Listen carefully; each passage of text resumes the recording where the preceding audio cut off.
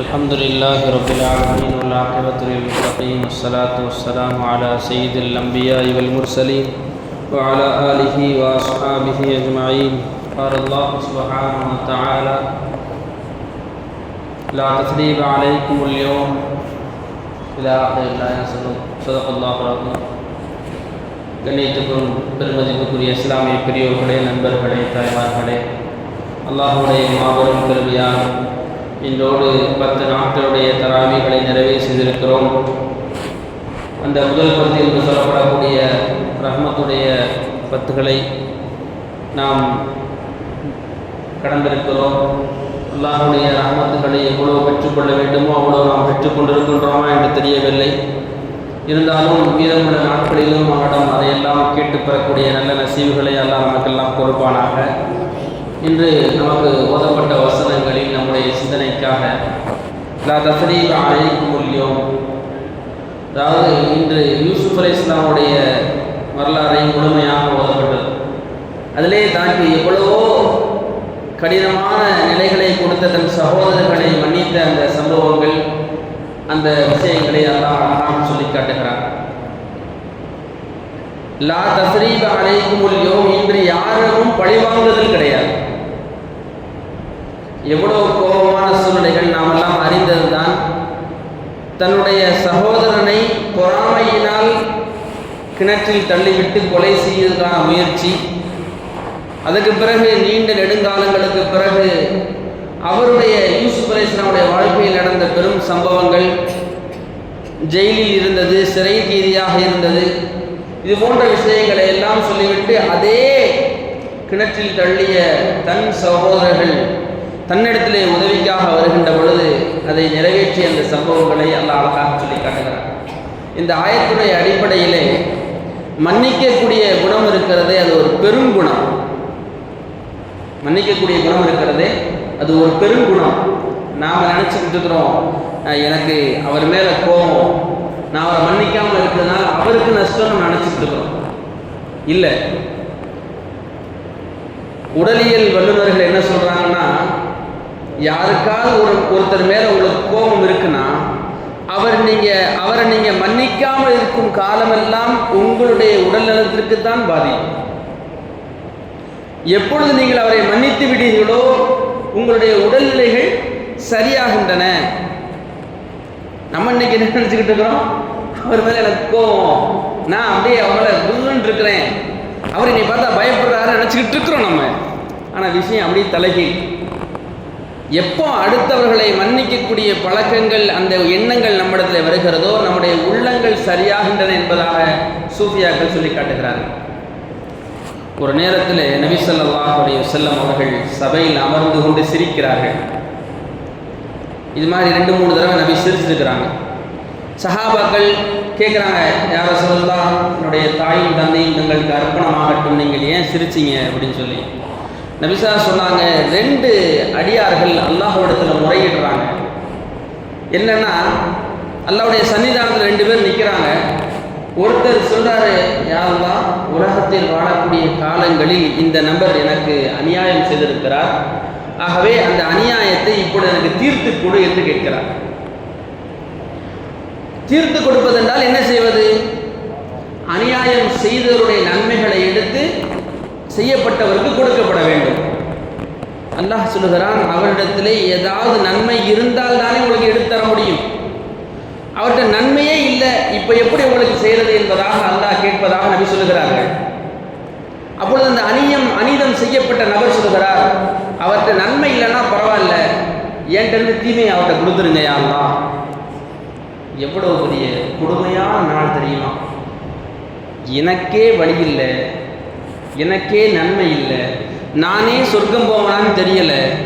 இப்படி இருக்கும்போது மற்றவங்க பாவத்தையும் சேர்த்து வாங்கக்கூடிய நிகழ்வு இருக்கிறது. கடினமான ஒரு நிகழ்வு. நபி ஸல்லல்லாஹு அலைஹி வஸல்லம் சொல்லிவிட்டு அழுதார்கள்.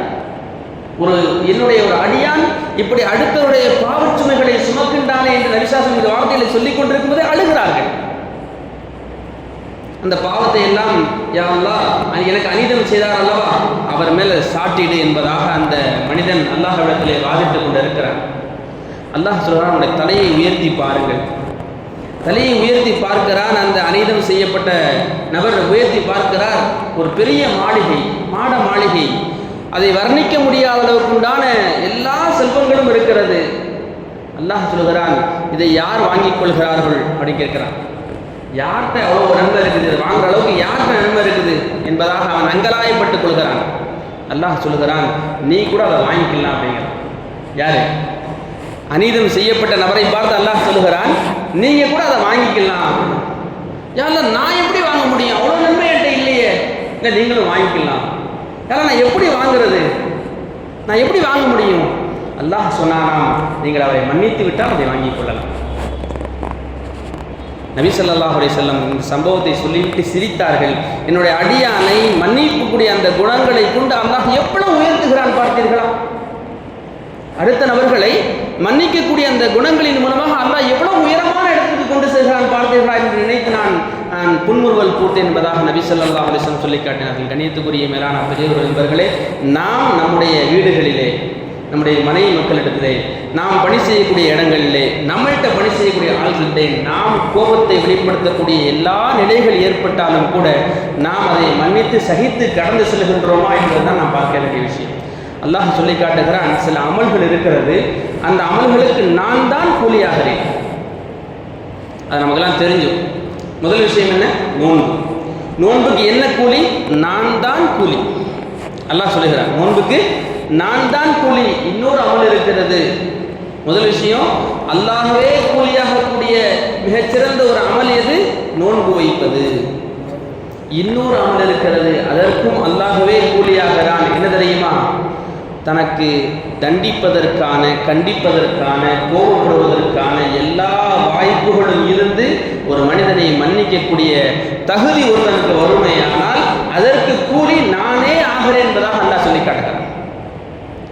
இங்கே நம்ம ஒன்று விளங்கிக் கொள்ளணும், எனக்கு அதிகாரமே இல்லை, எனக்கு அதிகாரமே இல்லை, நான் மன்னிச்சு போன்னு சொல்கிறேன், இது பெரிய விஷயம் இல்லை. இது ஒரு பெரிய விஷயமா? அதாவது தண்டிப்பதற்கு அதிகாரங்கள் இருக்க வேண்டும். ஒரு பிள்ளையை அடிப்பதற்கும், ஒரு கடையில் வேலை பார்க்குறவனுக்கு திட்டுவதற்கும், அவனை கடினமான வார்த்தைகள் பேசுவதற்கும் அதிகாரங்கள் இருந்தும் கூட கடந்து செல்கிறோம்ல, மன்னித்து கடந்து செல்கின்றோமே, இதற்கு அல்லாஹ் சொல்லி காட்டுகிறான், நானே கூலியாகிறேன் என்பதாக. அதுபோன்று பிற சக மனிதனை மகிழ்ச்சியாக வைப்பது. எப்போ ஒரு மனுஷனை மன்னிக்கிறோமோ அவனும் மகிழ்ச்சியாகிறான். நபி ஸல்லல்லாஹு அலைஹி வஸல்லம் சம்பவங்கள், அந்த காலத்தில் ஏற்பட்ட சம்பவங்களை நாம் பார்க்கிறோம். அபூ லுபாபா ரலியல்லாஹு தஆலா அவர்கள், அவருக்கும் ஒரு இன்னொரு மனிதருக்கும், ஒரு வாலிபருக்கும் மத்தியில் ஒரு சின்ன ஒரு தகராறு. ஒரே ஒரு பேரிச்ச மரம், இது எனக்கு தான்ங்கிறாங்க, இது என்னுடையதுங்கிறாங்க அபூ லுபாபா. அதற்கான எல்லா அந்த நம்ம ஊர் சொல்ல மாதிரி சொல்ல பத்திரம்லாம் கொடுக்குறாங்க. எல்லாமே இல்லை, இது அபூ லுபாபாவோட தான் என்பதாக சொல்லப்படுகிறது.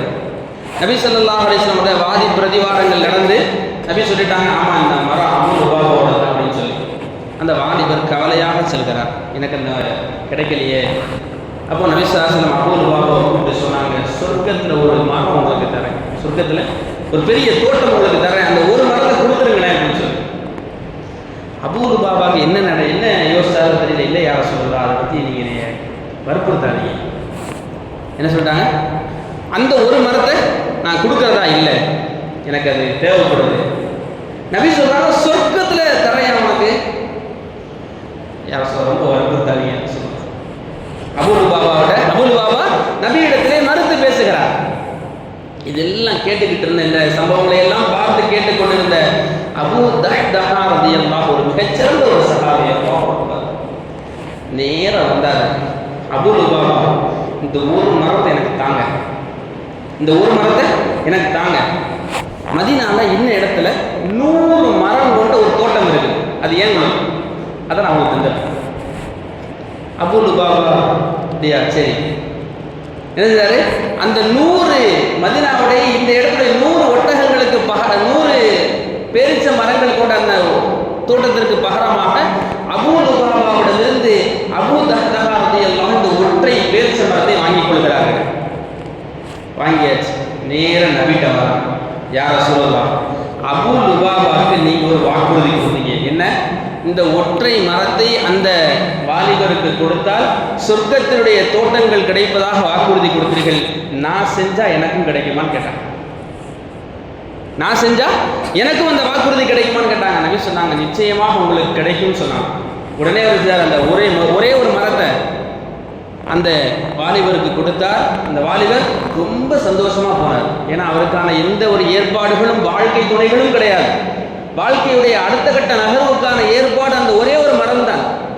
அவருக்கு கிடைச்சோன்னு அவர் ரொம்ப சந்தோஷமாக போனார்.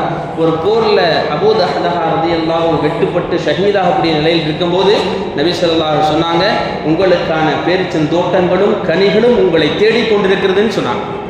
அப்போ ஒரு மனிதனை மன்னிப்பதும் அவனுக்கு சக மனிதனுக்கு மகிழ்ச்சி அளிப்பதும் இருக்கிறது இந்த உலகத்தில் ஆகச்சிறந்த காரியங்களாக அல்லாஹ் சொல்லி காட்டுகிறான். அப்படிப்பட்ட சூழ்நிலைகளையும் நிலைகளையும் எல்லா நேரங்களையும் ஏற்படாது. எப்போவுமே நீங்கள் கோவப்பட்டுக்கிட்டே இருக்கிறீங்களா? எப்போதுமே நம்ம கோவப்பட்டுக்கிட்டே இருக்கணுமா? அப்போ கோவப்படும் போது தான் இந்த வாய்ப்பு கிடைக்கும். என்ன வாய்ப்பு? மன்னிக்கக்கூடிய வாய்ப்பு, சக மனிதனை மகிழ்ச்சியாக வைக்கக்கூடிய வாய்ப்பு எப்போ கிடைக்கும்? கோபம் வரும்போது தான் கிடைக்கும். அதனால் அந்த நேரங்களில் எனக்கு அடுத்தவர்களை மன்னிப்பதும் சக மனிதனை மகிழ்ச்சியாக வைப்பதற்குரிய சூழ்நிலைகளை நாம் புரிந்து நடந்து கொள்ள வேண்டும். அல்லாஹ் சுப்ஹானஹு வ தஆலா இந்த நல்ல நேரங்களிலே நம்முடைய துஆக்களை எல்லாம் அங்கீகரிப்பானாக. அதே போன்று மன்னிக்கக்கூடிய சக மனிதனை மகிழ்ச்சியாக வைக்கக்கூடிய ஆகச்சிறந்த குணங்களை நமக்கும் நம்முடைய சந்ததிகளுக்கும் நம்ம ஈண்டெடுத்த பெற்றோர்களுக்கும் கொடுத்து அருள் புரிவானாக. வாஹிரு தஅவானா அல்ஹம்துலில்லாஹி ரப்பில் ஆலமீன். அஸ்ஸலாமு அலைக்கும் வரஹ்மத்துல்லாஹி வபரகாத்துஹு. سبحان الله وبحمده